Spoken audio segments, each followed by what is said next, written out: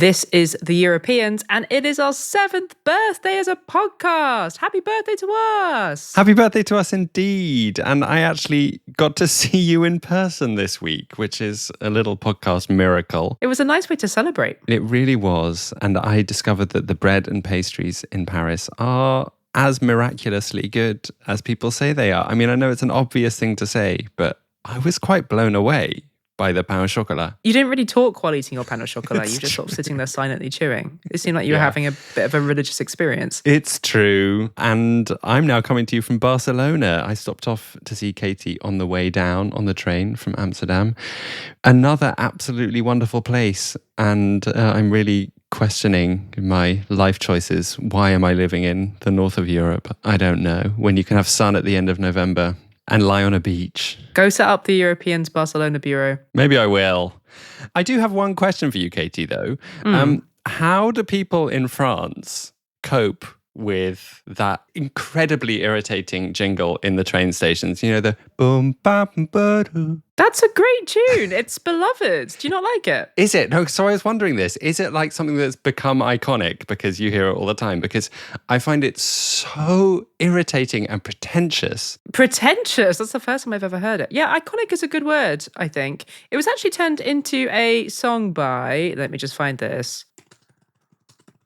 David Gilmour from Pink Floyd. Really? And it's kind of a banger. Do you want to hear are we allowed to play a couple of bars of it? Oh, I don't know. Maybe just a tiny little taste so you know what I'm talking about. Okay. Please don't sue us, David Gilmour. We're covered, I think, with that comment. Ta-da!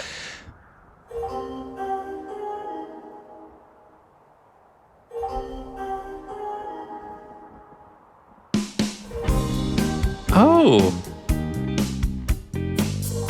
What do you think? It's a very repetitive song, but it does make me it does make me enjoy the jingle a bit more. I think I'm just a bit traumatized, honestly, by all the hours I've spent on trains, some of them moving, some of them broken down the last few days. So yeah, maybe I shouldn't blame the jingle.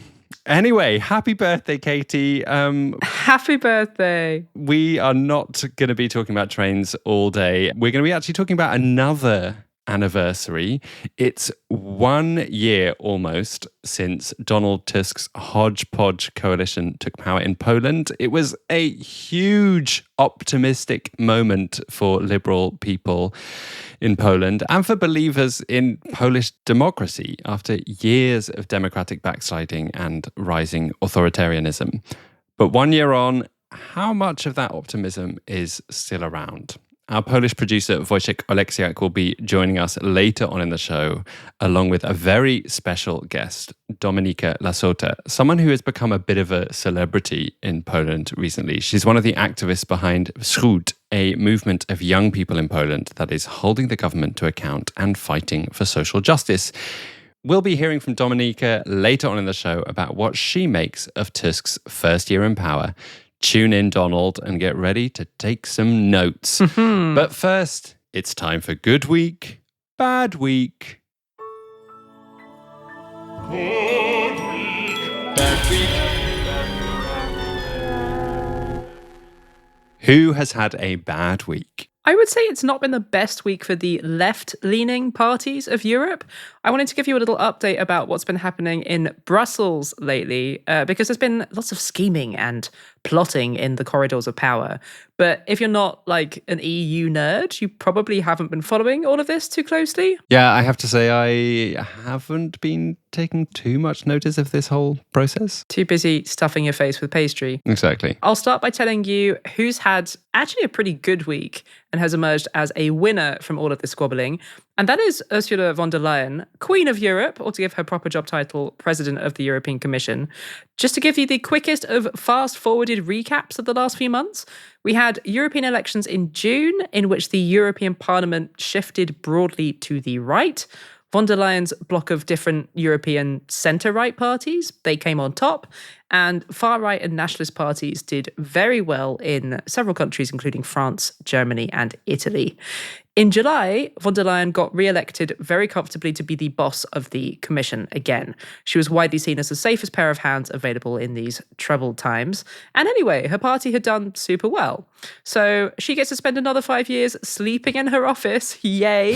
Oh my God. Very unhealthy habit, Ursula, but we do admire your commitment to the job. I still remember when we snuck around the European Commission just before she took power and we were shown a bit of her secret flat, which we probably shouldn't reveal on this podcast. They were decorating. We saw her shelves going up. We weren't allowed to be in there, but we somehow found our way into there. Anyway, sorry, carry on. One of my proudest achievements. So the big task facing Ursula von der Leyen over the summer was trying to put a team together, a commission. And as you'll know, because we've been making this podcast for 7 years now, this is basically her government ministers, right? There are 27 of them, one for each EU country, and they each have a subject area to be in charge of, like trade or the climate or defense or whatever. But unlike in a normal government, von der Leyen doesn't have much say over the makeup of her team. Each national government nominates the person who they want to send to be part of it. She can try to influence who each government sends, which certainly seems to have been the case for France this time around, but it's mostly out of her hands. It's mostly a case of, here's a bunch of people, now it's your job to try and slot them each into a post that vaguely makes sense given their previous work experience. Mm-hmm. And also you need to give each of them a job that sounds important enough for their government not to say, this is an insult. We cannot accept this. That doesn't sound like the easiest task, actually. No. But has she managed to finally do it and not piss too many people off? She has. And not only that, all of these nominees have managed to make it through the parliamentary hearings that they sit through. These are these super hardcore job interviews where the European Parliament's committees on all of these specialist areas, like foreign affairs, health, tech, they grill the nominees for 3 hours. And the nominees have to do their best to sound like experts on these things, even though they were told just a few weeks ago what their new job was going to be. These hearings actually went pretty smoothly compared to previous years. Normally, at least one of these candidates gets rejected for not knowing the ins and outs of their new job well enough. But everybody made it this time. The only kind of semi-exception to this was the Hungarian commissioner, Oliver Várhelyi.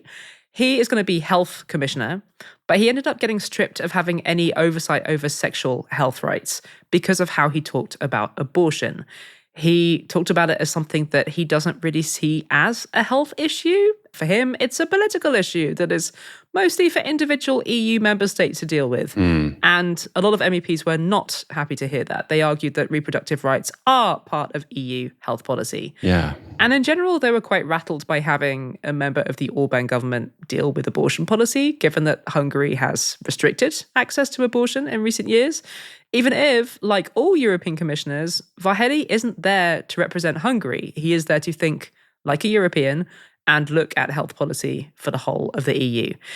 Anyway, even he managed to get approved for his job, albeit with some of those responsibilities stripped. Does someone else get those reproductive rights responsibilities, or do they just leave that bit of policy hanging? The last I heard about it was that it was probably going to be handed over to the Belgian commissioner, Hadja Labib. So no, it's not like abortion is going to fall between the gaps and nobody's going to be in charge of it. Okay. Don't worry. Good. But anyway, this part of the process has been relatively drama-free.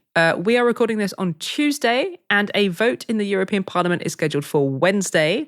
The main political blocs in Europe have all signed up to this deal. So by the time you hear this, unless something crazy happens, von der Leyen's team will have been voted in and they will take office on Sunday. Okay, but this is bad week. Why has it been a bad week for the left-leaning parties? Yes, thank you for reminding me. For a couple of reasons. The first is that there was a big kerfuffle over who gets the biggest, juiciest jobs in von der Leyen's team.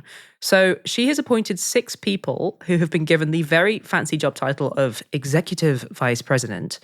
And they're basically like, you know, the big henchmen that you see standing next to the mob boss. They're like those people. I'm not sure what she'd think about this analogy, but sure. Ursula, write in and let me know. So they're the most important jobs. And part of their role is going to be keeping the rest of the commissioners in line. So they do have a bit of a, you know, a role as heavies, if you like. The big kerfuffle came over the fact that von der Leyen appointed to one of these extra big, extra fancy jobs the Italian candidate, Raffaele Fitto. Can you guess what party he is from, given that he was sent by the Italian government? Yeah, well, he's probably a member of Brothers of Italy, Meloni's party. Indeed. He is Meloni's Europe minister. And again, in his new job as a commissioner, he is not supposed to be there representing his party or his country. He is there to represent all Europeans. But a lot of politicians from the political mainstream were quite shocked by von der Leyen's decision to appoint someone from the far right to one of these key jobs. Does it make political sense for von der Leyen to do this? Absolutely. The far right have made big gains in the European Parliament, and she was calculating that she needed to give Meloni and her allies a decent win to avoid them causing trouble and threatening to vote against the rest of her appointments. There is a political logic to it. But that doesn't mean that everyone accepted it. And the centre-left group in the European Parliament, the Socialists and Democrats, they kicked up a real fuss about this. They were threatening to oppose this appointment. In response, von der Leyen's grouping said, well, you know what? If you're not going to approve this guy, we are going to kick up a fuss about one of your candidates. And they turned the spotlight on another person appointed to one of these top jobs, Teresa Ribera. She is Spain's current minister for the green transition. And von der Leyen appointed her to a really big job. It covers climate and competition policy, which feels like enough work for several people, frankly. But hey, this is a messy process. Anyway, the right then proceeded to give Ribera a really tough time and basically said, we're going to torpedo you unless you do what we want. One of these things was, we want the Spanish National Parliament to grill you about your management of the recent very deadly floods, which they did.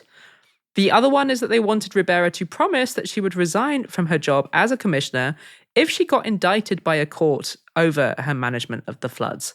And she actually refused to make that promise, interestingly. In the end, both the left and right agreed to hold their noses and wave through these two big candidates, Fito and Ribera. But I would argue that the left came out of this looking a little bit worse. Ultimately, the Conservatives managed to defuse the Socialists' attempts to get this far-right candidate removed by threatening their own person. And I have to say, I also think it's been quite a crappy week for the European left in general, because apart from this mega job that Ribera is going to have overseeing climate policy and competition, the left haven't really got that many important jobs in this commission. It really reflects this tilt to the right. In theory, if you look at the European Parliament, the mainstream parties spanning from centre-left to centre-right, they still hold a majority, right? And they have signed this kind of coalition deal, agreeing to work together for the next 5 years. But because the far right did so well in the elections back in June, it's also looking very possible that von der Leyen's conservative grouping, the EPP, are going to look to that block of the parliament in the coming years to get their most right-wing policies passed. And if you look at how the EPP is talking about things like migration and the environment, those positions have been shifting rightwards. So this feels like really quite likely to happen at some point. This idea of a firewall between the centre-right and the far-right that has previously existed as a kind of moral principle, we can't work with these people, that idea looks likely to die a death within the EU institutions over the next few years. So I don't think it's been a great week for Europe's left-leaning parties. And I would dare to predict that it's not looking like it's going to be a good 5 years for them either. Yeah, it's pretty bleak. I actually was awake last night in the middle of the night worrying about the slide towards the right and towards fascism in the world. I mean, it happens to me semi-regularly now. It's a cheery 1 a.m. thought. Yeah, I was like, is this ever going to shift? Or once this Pandora's box is open and mainstream politicians are like collaborating with these far-right politicians with extreme views that are often counterfactual, like how do we ever get back from that? I think it's really hard. I think it is. I guess one nuance is that like Meloni's far right is seen as more acceptable than Orban's far right, right? And they actually are now part of different European party groupings. And I guess Meloni's worked really hard to try and make herself seem like the acceptable face of the far right. And that's probably why she's ended up with being able to get a politician who's one of these executive vice presidents. Yeah, certainly in terms of playing ball on Ukraine, she has played that quite skillfully within the EU as a whole. Yeah, but she does still have some quite extreme views. Oh, we live through depressing times. We do. Are you going to cheer me up with good week or not really? Maybe. It's been a good week for Romania and Bulgaria, as it looks like they may be able to become full members of the Schengen zone after Austria dropped a long-held veto. For people who don't live in Europe and don't know what I'm talking about here, the Schengen area is a bit of a miracle, actually. It's a collection of countries in Europe who officially abandoned border controls between each other. So there are currently 26 full members who have abandoned all border controls, including on land, and about 3.5 million people are thought to cross a Schengen border each day without having to show a passport, without there having to be any checks on what they're carrying over the borders. I actually have crossed 3 Schengen borders in the past 4 days myself without even noticing it. Nobody looked at your passport? Nobody looked at my passport at any of these borders, and I find that quite magical. Mostly the countries are also members of the European Union, but not every country in the Schengen zone is in the EU. Norway and Switzerland, for example. And on the flip side, sorry to make things even more complicated, but not every country in the EU is in the Schengen zone. Yeah. So Romania and Bulgaria, who were in the news this week for potentially becoming full Schengen members, they're actually in the EU and they've wanted to be in the Schengen zone for a long time. And in fact, the European Commission wanted them to join. But because of this Austrian veto, it hadn't been able to go through completely. Although I should mention, sorry to make it even more nuanced, Romania and Bulgaria are already kind of half in Schengen. There aren't border checks via air or sea anymore, but the checks do remain when crossing the land border for now. But that's the thing that will probably change soon. Well, congratulations to Romania and Bulgaria. What made Austria change their mind on this? Well, they say it's because there's been a big drop in illegal migration into Romania and Bulgaria, and also a drop in people smuggling. The interior ministers of Romania, Bulgaria, Hungary, and Austria all met in Budapest as part of Hungary's presidency of the European Union. They met last week along with some EU commissioners and announced this breakthrough. And during this press conference, the Austrian Interior Minister Gerhard Kahner acknowledged that the number of illegal border crossings on the eastern border of Austria has fallen from 70,000 to 3,000. And the Bulgarian Interior Minister said that illegal immigration at their border had dropped by 70%. So that was seen as good progress and a basis for which Austria could probably drop this veto. The deal announced in Hungary also included the announcement of sending a multinational force of 100 border guards to the Bulgarian-Turkish border to prevent illegal immigration on the border of Turkey and Bulgaria. That border will become one of the outer borders of the Schengen zone if Bulgaria do indeed become full card-carrying Schengen members. And honestly, this bit of the news scares me a bit because the track record in recent years of policing the EU borders, both by national forces and by the EU's border agency, Frontex, are pretty shameful.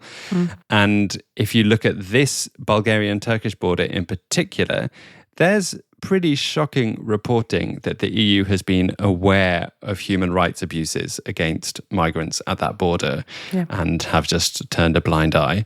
I'll share a link to some reporting from Balkan Insight in the show notes from earlier this year. Yeah, there have been some frankly awful things happening on the outer edges of the EU in recent years, as talked about many times on this podcast.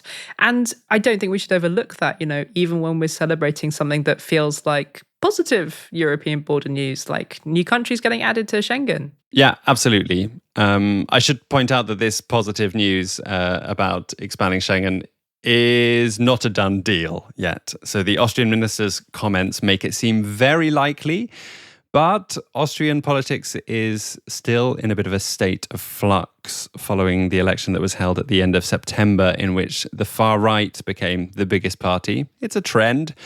It was announced last week that 3 parties are going to try and form a coalition there. It would be the first 3-party coalition in Austrian history, and it would shut out the far right Freedom Party from power. None of the other parties want to work with them. That said, migration is a big topic in Austrian politics. So any potential new coalition will be cautious when making any decisions around Schengen. But it should be okay because Gerhard Kahner, the Austrian Interior Minister, is from the OVP, a party that will probably stay in power. And it's the party that's on the right-wing edge of that potential new coalition. So it's unlikely there's going to be a shift away from this decision he just announced. And we should know for sure at a meeting of EU ministers on December the 12th. That's when the vote will actually take place. Mm-hmm. If all goes well, the EU Commission hope that Romania and Bulgaria would be able to become full members from January the 1st already. But yeah, it's not a done deal. And I've seen that some EU analysts are also a bit nervous about my government in the Netherlands and how they're going to behave. I actually shouldn't refer to them as my government. I don't feel that attached to them personally. The Dutch government have historically also been opposed to the expansion of Schengen, but then last year dropped their opposition. But that was before our government, led by the far-right PVV, came into power. So there are still some jitters that opposition might come back. But yeah, we'll have to wait and see. Just to spell it out, why is it in a country's interest to join Schengen? Like, what would it actually mean in practical terms for Romania and Bulgaria to be fully part of it? Yeah, that's a good question.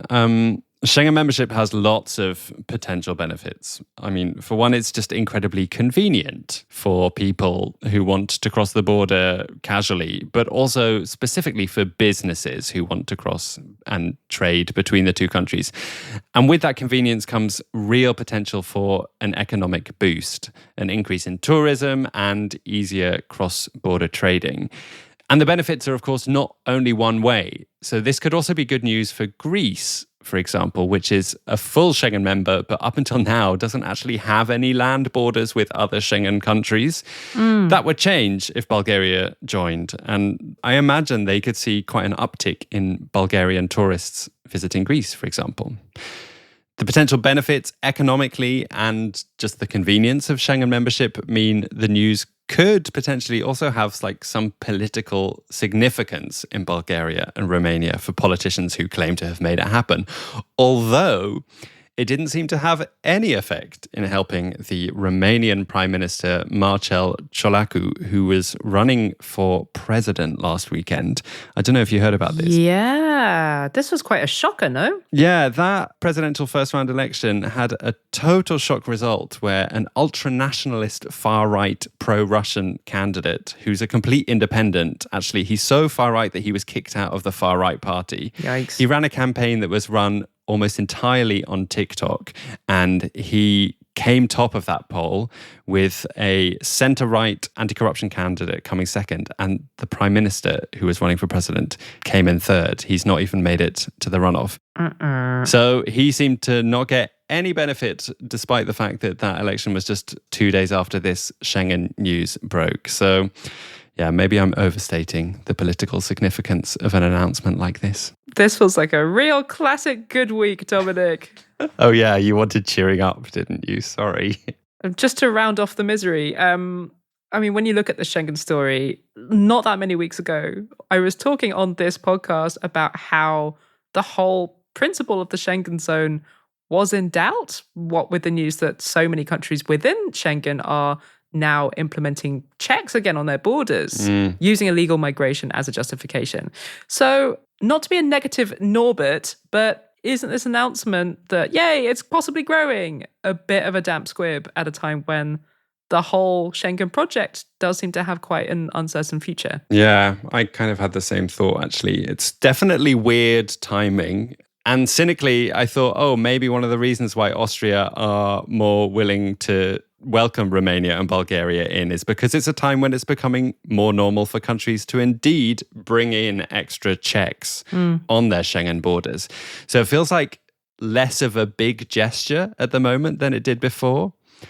I went through the official list on the European Commission's website of all the countries that have imposed temporary border restrictions at the moment, and it's pretty huge.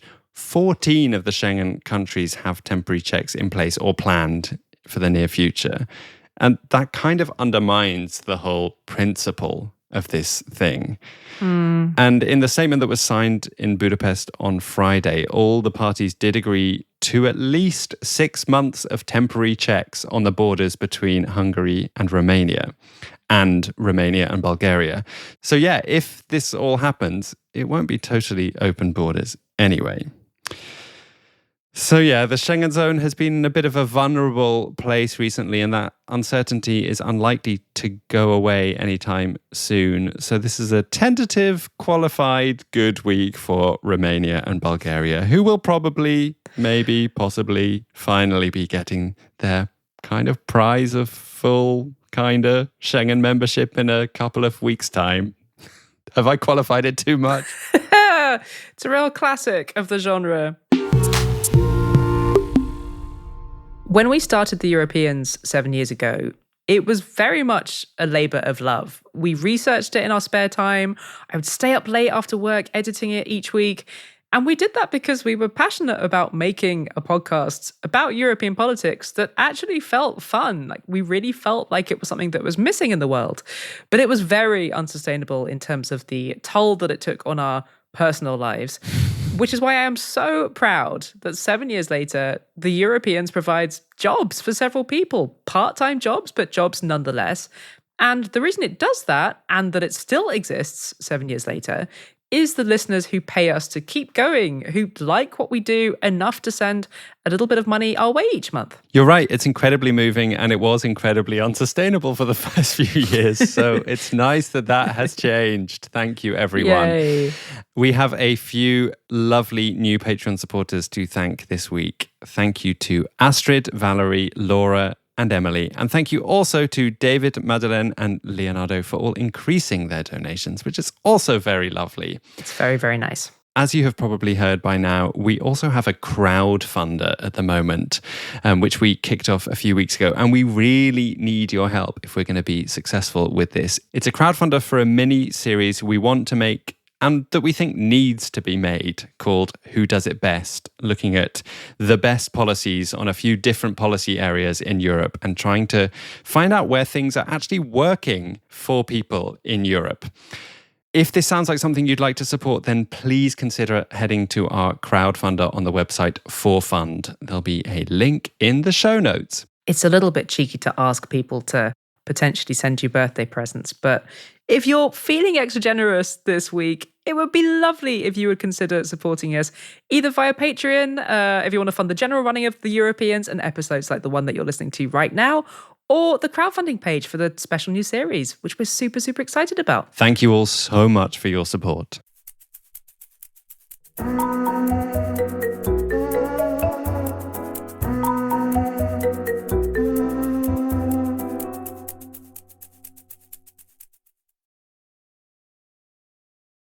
It has been 1 year since Donald Tusk managed to cobble together a coalition in Poland and kick the right-wing populist Law and Justice Party out of power. So we thought it was a good moment to check in and see how things are going. Producer Wojciech is here. Hi, Wojciech. Hi, hello. Thanks for joining us. A pleasure. I actually wondered, if it's not too cruel, if I might read back to you a bit of the very moving post that you wrote on our Patreon supporters Facebook group around this time a year ago. Ooh. Can I do that? Well, it is cruel, but yeah, let's give it a try. If it's really bad, I won't allow this to be published. Okay.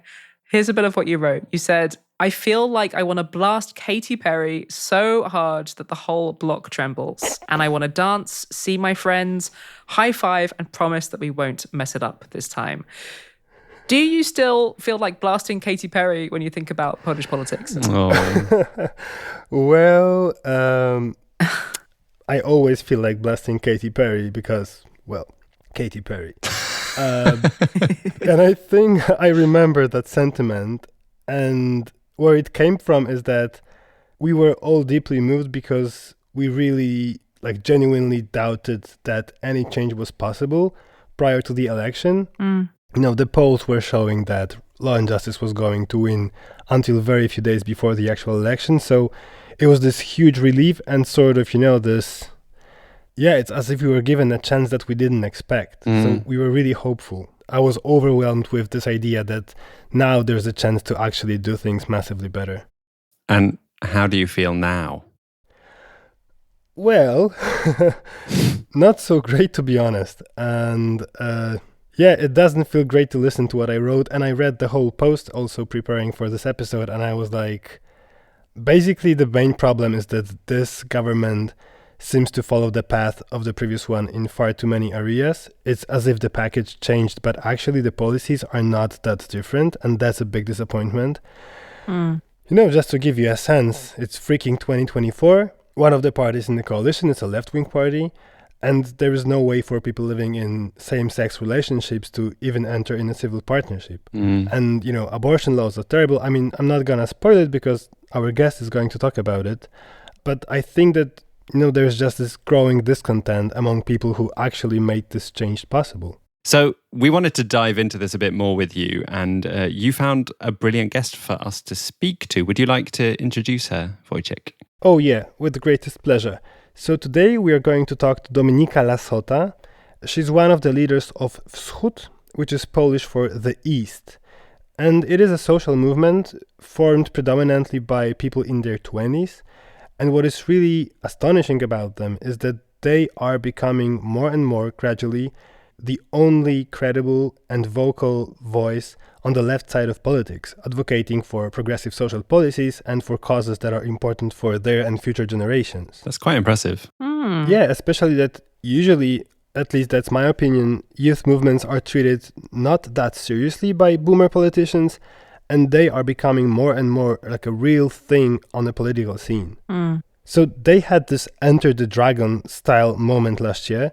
Several days before the election, they published a short film that reached millions of viewers, at least 15 millions, and many believe that it was instrumental in mobilizing female voters to go and vote Law and Justice out of power.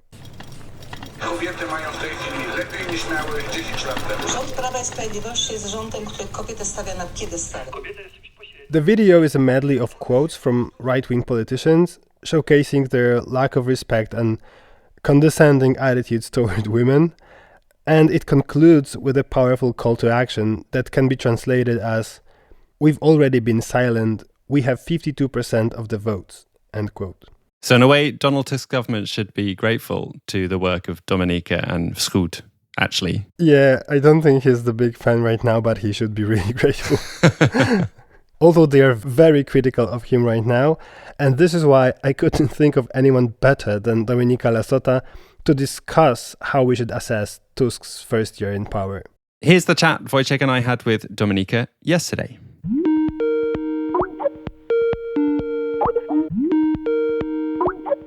Dominika, thank you so much for taking the time to come and speak to us today on The Europeans. We're really happy to have you here. I'm very happy to chat and yes, excited to share some of the insights from the very messy land of Poland. Yeah, and actually I wanted to start by talking about the kind of discrepancy I've noticed between how Poland and particularly how Donald Tusk's government is perceived in Poland and how it's perceived by the Western media. I mean, when I hear about the Polish government outside of Poland, people are describing Donald Tusk as like the savior of liberal Europe. Why do you think there's such a discrepancy? Oh my God, where should I start? But it is true that right after the elections, Donald Tusk was sort of branded as this godly creature that fought the beast and saved democracy here in our country. I mean, obviously, he did do a lot in the elections, and I mean, he's not prime minister for no reason. But the truth is really that we protected democracy ourselves. And if it wouldn't be for the unprecedented turnout of women, of young people, none of these guys would be in the office. None of these guys would be, able to brag about how amazing they are. I think especially right now, as we are almost 1 year into the new coalition government, it is clearer than ever that these guys are just a new face to a very similar right-wing governing that we've experienced for many years before, but we wouldn't expect for it to repeat, but just with a different aesthetic this time. We've put so much work into ending like this nightmare that to see it happen, but just, perhaps in this slightly lighter version. I mean, that's not the change we fought for. So along these lines, recently on the occasion of the anniversary of last year's election, you gave this government a massive cardboard yellow card. So could you explain us why specifically? Wschód had a significant role to play in the last year's elections. We've been campaigning for months, and we've done this massive action that turned out to be viral. And preparing for the anniversary, we were discussing between each other, like, what should we do? Should we just repeat our demands and yet again say what we deserve in this country? We were so angry and so frustrated and also disillusioned that, we wanted to give this government a warning that unless they drastically change their course, we will have to treat them with the same severity as we did with the Law and Justice government. And so we gave them a warning. But right now, seeing how all of these guys are just yet again playing their game of who's just the better one, who's the strongest guy out there. I mean, there's nothing about us, about our needs, about the challenges that Polish people face on a daily basis. There's no talk about the dreams we've had, for example, last year. Yeah, we don't see ourselves in this whole new political setup. And that's why we will be moving into much more serious treatment. What were those dreams that you had or still have for Poland? What are the areas that this government is failing on? For me, those dreams included, obviously, one of the dearest things to my heart is climate action and finally Poland switching away from the coal dependency towards green, renewable economy. Obviously, women being finally protected, migrants finally being somehow welcomed in this country. We deserved, and we still deserve, a just and well-working social security system. And so those were the dreams. And a year into this new government, on one hand, it's still sad that we still have the same dreams and they were not fulfilled at all, because abortion is still banned. And this new governmental coalition somehow did not manage to get their act together on that front. When it comes to the climate, there are some amazing female leaders in the government that are trying to push us forward, but they constantly meet opposition, especially from the prime minister. And when it comes to the economy, for example, we've seen no serious approach towards inflation, towards the fact that 70 million Polish citizens live under the minimum sustenance level. When you think about it, that half of our nation lives nearly in poverty, that hits you. And it's sad that, so much work was put into this fight for them to only just continue the business as usual of the previous team, but to not keep it so pessimistic and doomy and gloomy. I said that the dreams are still there, unfulfilled, but what is still there is also, I feel a big determination among young people and women to get our demands finally met. And a year in, we as Wschód, we've spent these couple of months really putting together all of those dreams and demands into one place. And we've been building what's called Plan for Generations, so a charter of the movement. In the next year, hopefully, finally, we will start winning concrete policy pieces, given that we are now also aware of our power. If we were able to get this terrible right-wing coalition that seemed unremovable out, this new coalition should really start being a bit more stressed than they were so far. Speaking of unfulfilled promises, I think the most audacious of Donald Tusk's promises, I think one that was pivotal, was that he promised to unite a divided nation. And do you think he put any effort into that? And if you think he did, do you think he was at all successful? Well, for me, one of the biggest red flags of Donald Tusk was the way he handled the transition in the public media, because we all knew that the state-owned TVs and the radios and so on, that Law and Justice has successfully took over it. We knew that getting it back into the public hands and getting them away from this propaganda will be a big challenge. But still, I feel there were some sensible ideas in the civil society of how to transition away from this propaganda into something more adequate and reasonable. But Donald Tusk, in the macho fashion that he loves to showcase, he decided to just like come in and to take it away from the right-wingers in an illegal way, pretty much. And in a way that, from one day to another, just isolated millions of people who were being fed this propaganda and who were tuning in. It doesn't work like this, that like from one day to another, you'd switch into these like polite people in clean suits that suddenly offer a completely different story, and these viewers will believe into it and will continue watching it. Like what happens is actually that they just go to other places, and it's exactly what happened. We've seen a massive surge in like the far-right media in Poland. And I mean, was that the intention of Donald Tusk? Like, is that the way to depolarize the nation? No, that's not the way. That's sadly, I think, one of the symbols of carelessness of this coalition and the lack of courage. Because to do things in a true way that would really unite people and really heal the wounds, you would need courage and care. And unfortunately, a lot of the politicians who would show care, and especially a lot of female politicians, were completely like put to the side by Tusk and his friends. And when it comes to courage, I mean, to them, courage is showing even more refugees that, we are able to push them back into Belarus. Like, that's the courage to them, like being just like more macho. To me, that's not courage. It's like the same old system that we know is not working. This government often blames much of its failure on three things: a president who remains 100% loyal to law and justice, suboptimal coalition partners, and the legal mess left behind after 8 years of law and justice rule. Let's start with the coalition partners. Are they really that difficult, or is this just an excuse? That's an excuse. I mean, of course, you will have a lot of boomer politicians in the coalition parties, but they are everywhere. I mean, in Tusk's party, there is many boomers, but somehow when Donald Tusk wants to get something done, he's able to convince the most conservative of his friends to support that.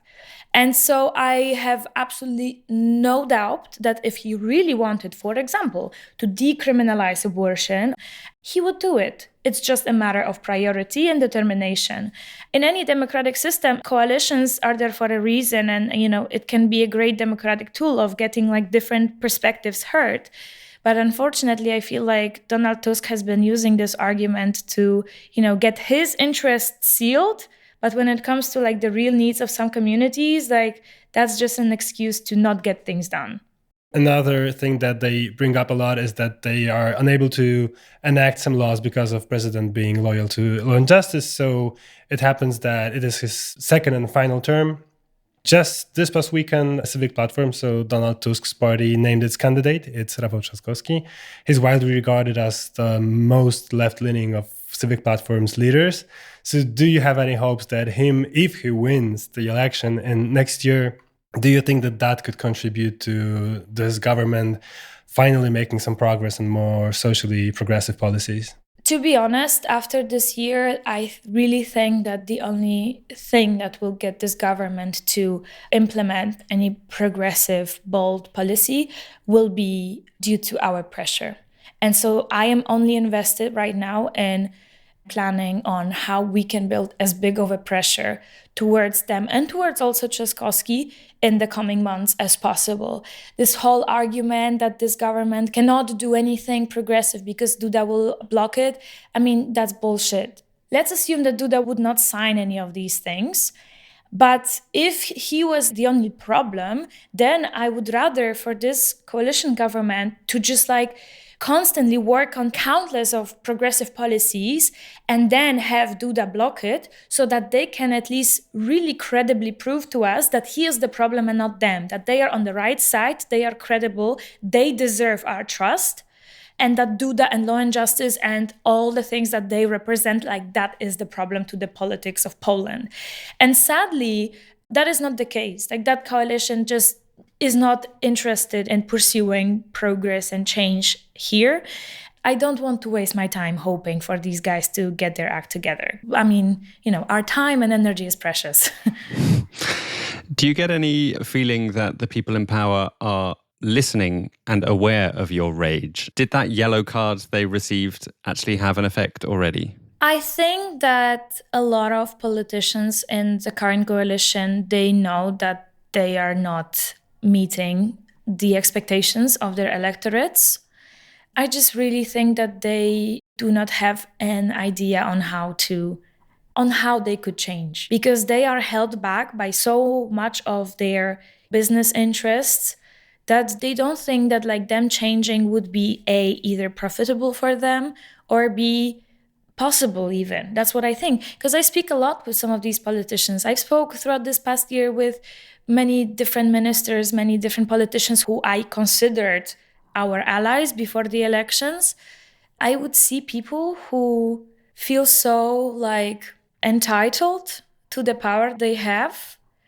But I also see people who are really clueless. And I do feel like it's the majority of them, they know they are failing, but they either don't want to admit that or they have no idea how to do otherwise. And with the left-wing parties being all-time weak, fragmented, and in this coalition with a government that is at best centrist to right-wing, it feels like they have lost all the credibility in the eyes of left-leaning voters. So do you feel like it's more and more expected from you as Wschód to sort of fill this gap and be the representative of this part of community, of society? Mm-hmm. I don't feel like expectations and pressure towards us, because at the end we're still like the youth movement, and so people have been treating us with a lot of care in the past years. But I do feel like we get more and more questions and more requests to step in and to deal with different topics, like when it comes to the abortion, when it comes to climate, when it comes to inflation and the windfall profits of our state-owned companies, when it comes to different worker strikes, like we constantly get texts and emails and phone calls. Hey, can you come here? Can you participate here? Can you share information about this and that? And I really feel that there is a massive need for effective and strong progressive force in this country. I would be honored if we could be that, and if we could like successfully somehow, gather that energy and those hopes of people. It's a huge task, but I also, to be frank, I'm excited. I'm excited for all the things we'll do, because, we've done so much. And I mean, our organization, our movement is like 2 years old. And we already managed to somehow mobilize hundreds of thousands of voters to shift the right-wingers. Like, we have so much like potential, and that's really exciting.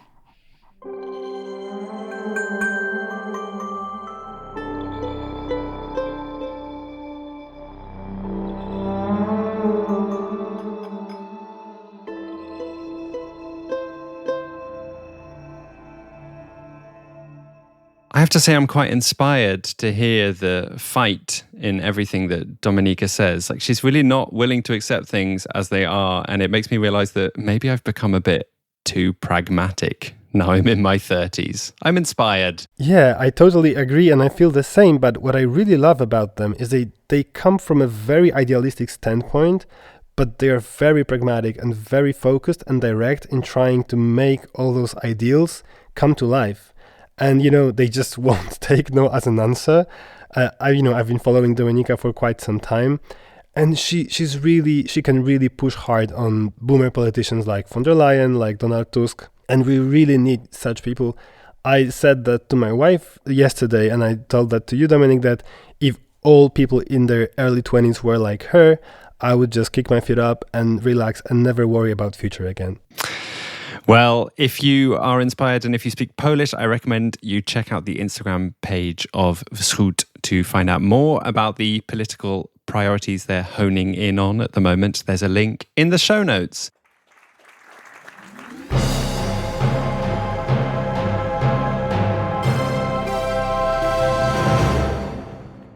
Dominic, what have you been enjoying this week?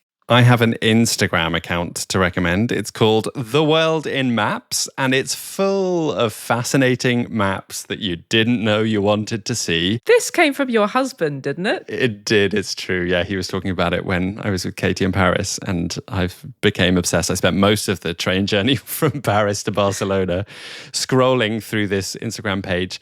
I found things ranging from a map showing the change in wolf distribution in Italy from 1900 to 2020, to a map showing all the countries that have a square flag.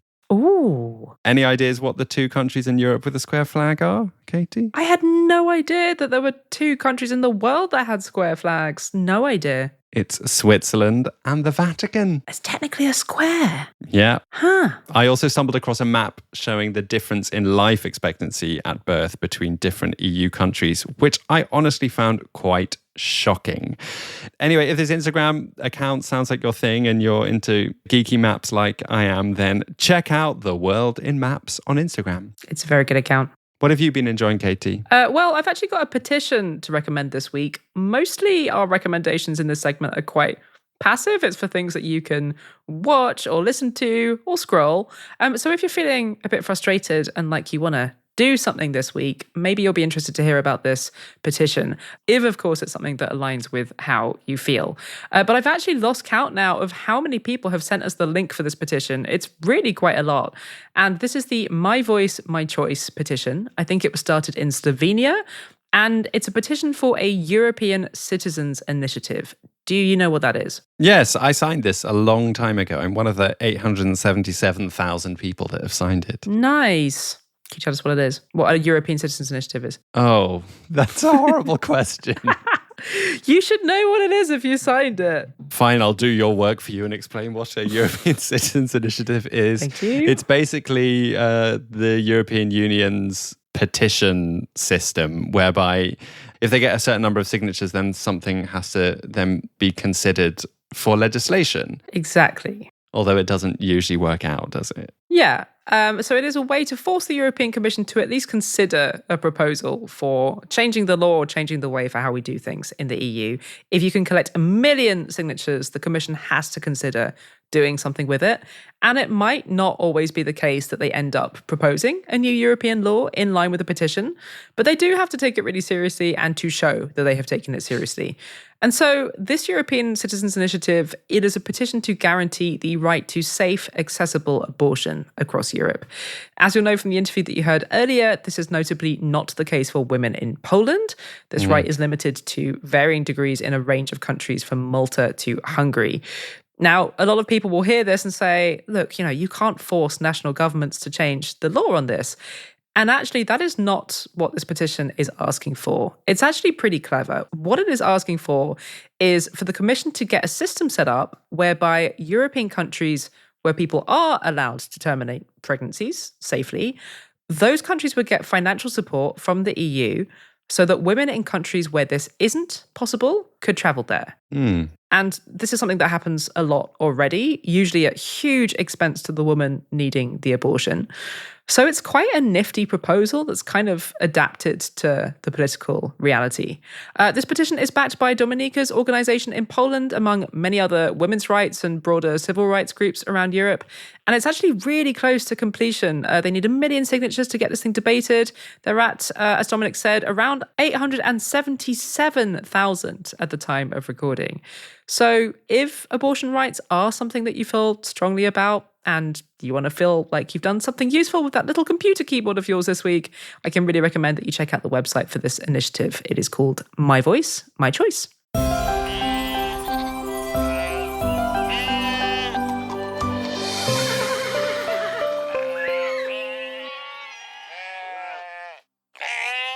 Now, it's time for a slightly different happy ending. I decided to share my happy ending in person when I was in Paris with Katie and our 2 partners, Thomas and Alex, and actually also Katie's baby. Yeah. Whilst we were eating pain au chocolat. We're very sorry for the munching sounds. First, I have a question for everyone. Does everyone know what regenerative braking is? No. Yes. Thomas, would you like to explain? Is it in an electric car where you brake and then the battery charges? Yeah, exactly. Well done.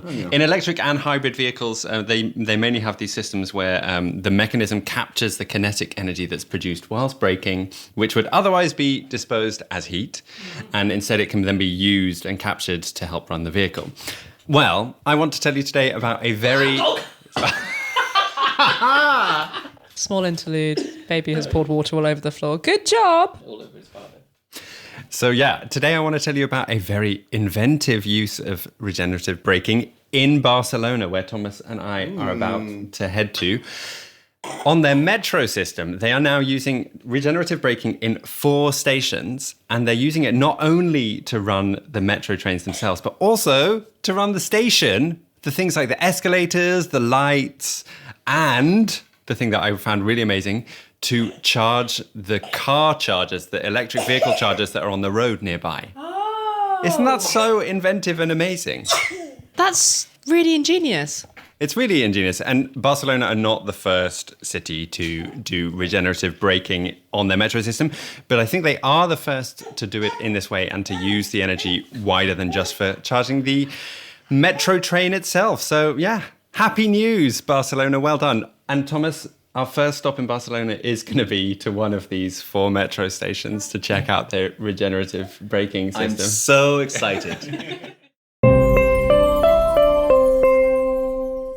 So now that you're actually in Barcelona, have you found any of these regenerative braking hubs? I have to say I haven't yet. But I've still got 24 hours here, and I am determined to take some weird tourist photos in front of one of these charging units. And we'll post them on our Instagram at Europeans Podcast. There, you're committed to it now. Where else can people find us online, Katie? Well, lots of people seem to be finding us on Blue Sky, which is cool. Yes. Thank you for joining us there, everyone. You can also find us on Mastodon and sort of on Threads, but I'm going to get rid of it. Nobody's there. And if you're one of our wonderful Patreon supporters, we have that secret Facebook group for our supporters. And it's honestly the only thing I use on that website now. Come and join us if you're a Patreon supporter. Yeah, it's a really nice group.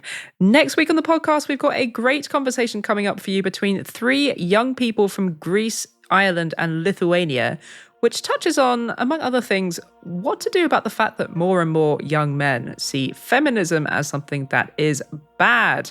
It is a really interesting chat. Don't miss it. This week's episode was produced by Katz, Laszlo and Wojciech Oleksiak. Thank you both so much. See you all next week. Bye. Adeu.